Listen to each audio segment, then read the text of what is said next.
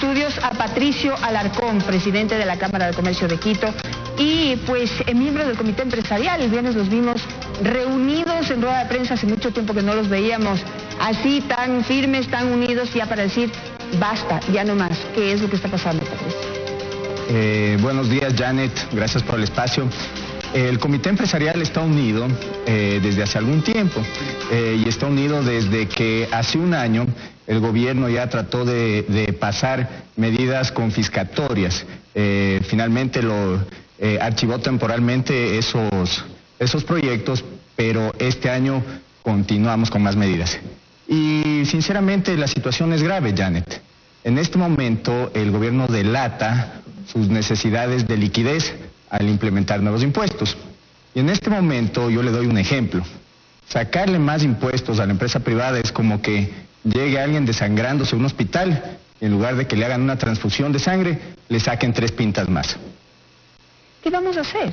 Porque ya el IVA del 14% está aprobado, es la única salida creativa que ha planteado el gobierno para poder resolver el tema del financiamiento de la reconstrucción. Lo mezclan con el tema de solidaridad, tachan y señalan a cualquier persona que diga que no está de acuerdo con el incremento del IVA de no solidaria, y no se trata de eso, se trata de que hay que pensar en el país y no son esas las alternativas más adecuadas ni para ayudar a la zona de desastre ni tampoco para ayudar a la economía del país. ¿Hasta dónde van a llegar? Vamos a seguir el camino de Venezuela, que aguanta y aguanta y aguanta y aguanta y hace colas y paga inflación y todo.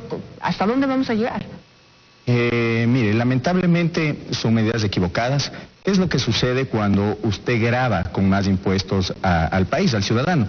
Porque entendamos que lo que se pretende recuperar con los últimos 2 proyectos de ley es alrededor de 2 o 2,5% del PIB, y se requiere recuperar esto para seguir gastando, porque no tenemos claro cuál es el costo finalmente del terremoto.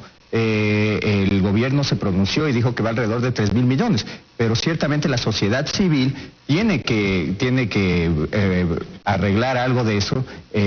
Las empresas privadas tienen que reconstruir y al gobierno le toca su parte, y parte de eso está financiado por las multilaterales. Existe un préstamo de alrededor de 630 millones del Fondo Monetario. Sin embargo, estas no son buenas medidas. ¿Por qué? Usted, al quitarle dinero al consumidor, al quitarle dinero al empresario, al quitarle dinero a la empresa, ¿qué es lo que está haciendo? Está enfriando a la economía. Mientras en este momento usted debería hacer todo lo contrario. El rol del Estado es otro, Janet. En este momento lo que el Estado tiene que hacer es crear confianza.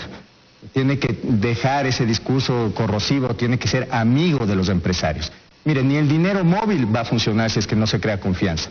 Otro de los temas que tiene que trabajar el gobierno, porque nosotros tenemos que ser propositivos, es abrir mercados, Janet. Ya perdimos el TLC, no somos parte de la Alianza del Pacífico, está en riesgo el tratado con la Unión Europea. Mire, está bien que queramos vender a Bielorrusia, está bien que queramos vender a Irán, pero el 55% de nuestras exportaciones va a los Estados Unidos y a la Unión Europea. El gobierno debería bajar los impuestos. En este momento bajar los impuestos sería una muy buena medida.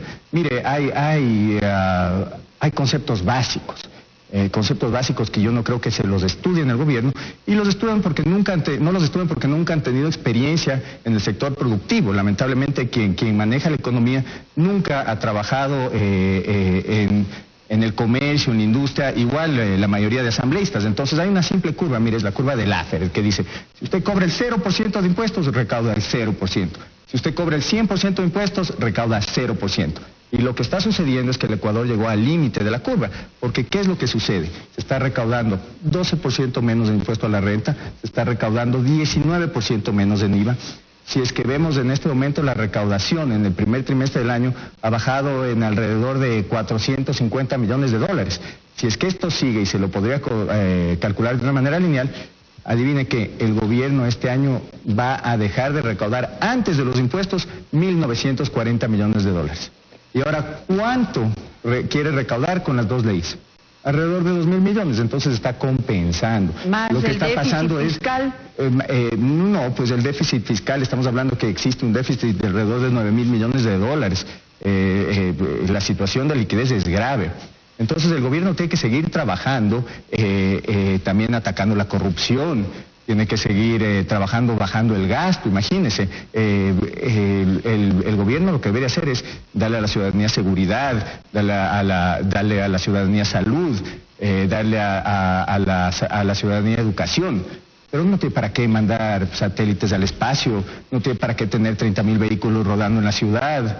El gasto tiene para qué tener un estado tan inflado también. No. Analizando un poco de qué es lo que quieren hacer. Usted ya hizo una descripción de qué es lo que va a pasar. Si suben los impuestos, pues simplemente recaudan menos. Es una lógica y una consecuencia de la economía que se ha probado en la historia y en todo el mundo. Pero como que lo que quieren es que la plata que ya circula en el Ecuador siga circulando aquí mismo, o sea, como que no salga. Pero ¿es suficiente el dinero que circula al Ecuador, aquí en el Ecuador, para salvar la economía del país, para tapar el déficit fiscal, para reconstruir la zona de desastre y para atender todos los problemas y necesidades que tiene el país? ¿O cómo hacemos para mirar para afuera? Lo lógico no sería traer más inversión extranjera. Mire, la única salida es la inversión extranjera.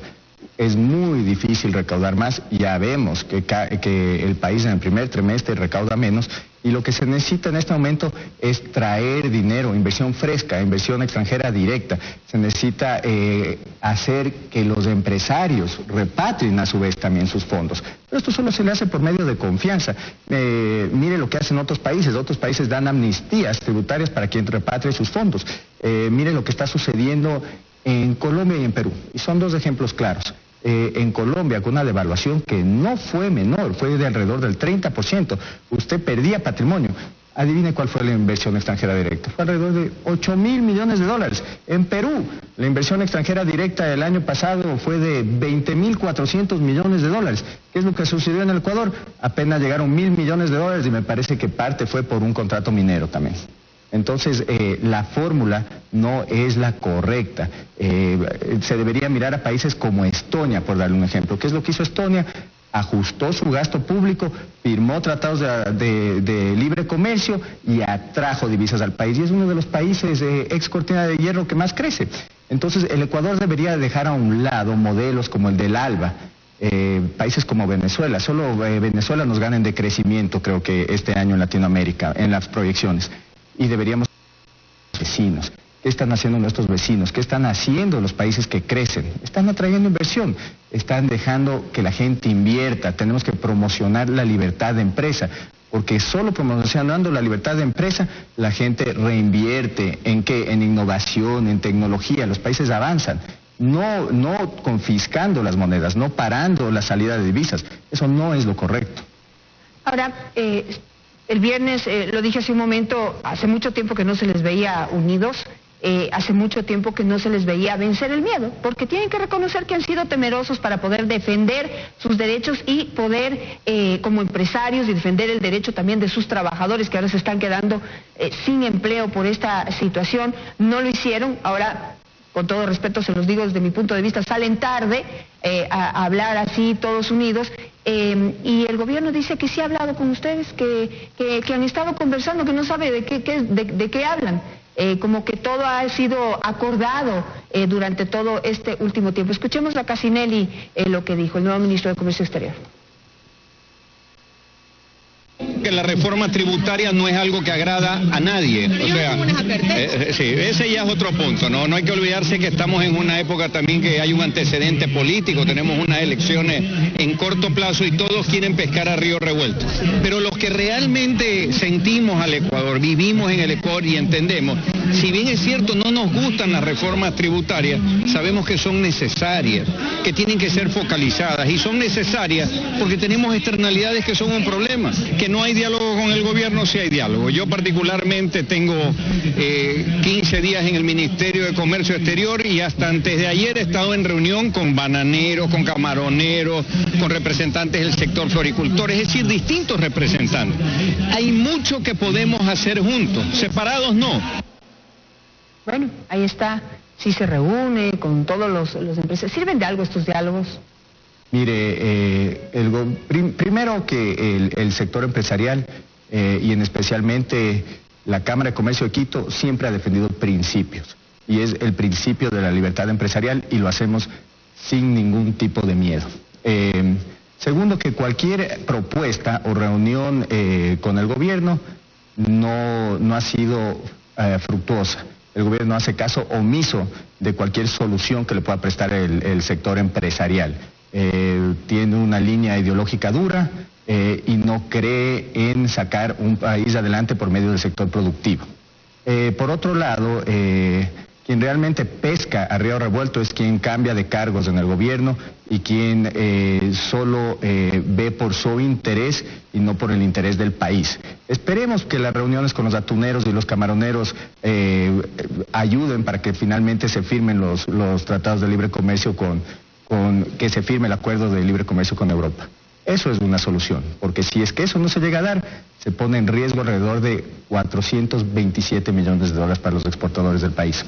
Pero eso sí ya sería rayar más allá del absurdo. No quiero mencionar la palabra porque no la puedo mencionar en televisión, pero sería rayar más allá del absurdo el ahogar y ahorcar muchísimo más al sector productivo del país. ¿Cuáles son las alternativas que ustedes van a tomar frente a la situación tal y como está?